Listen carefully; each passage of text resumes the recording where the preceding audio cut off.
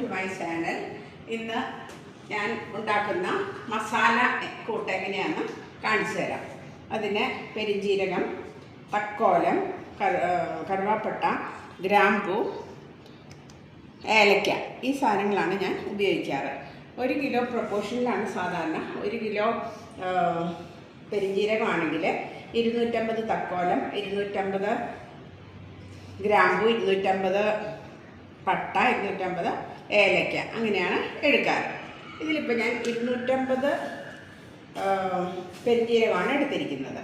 അപ്പോൾ ഇതെല്ലാം കൂടെ വെയിലത്ത് വെച്ച് നന്നായിട്ട് ഉണക്കി മിക്സിയിലിട്ട് പൊടിച്ചെടുക്കുന്നു.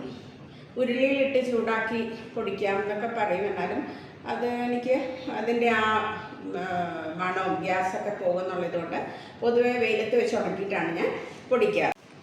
നമ്മുടെ മസാലകൾ എല്ലാം പൊടിച്ച് കഴിഞ്ഞിട്ടുണ്ട്. ഇത് കഴിഞ്ഞിട്ട് നമുക്ക് കുപ്പിയിലാക്കി സൂക്ഷിക്കാം.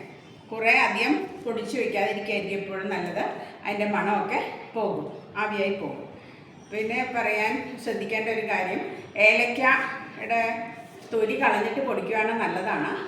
അതിൽ ഒത്തിരി പെസ്റ്റിസൈഡ്സ് ഒക്കെ അടിക്കുന്നത് കാരണം. പിന്നെയുള്ളത് തക്കോലത്തിൻ്റെ മൂത്ത തക്കോലമാണെങ്കിൽ അതിൽ കുരു കാണും.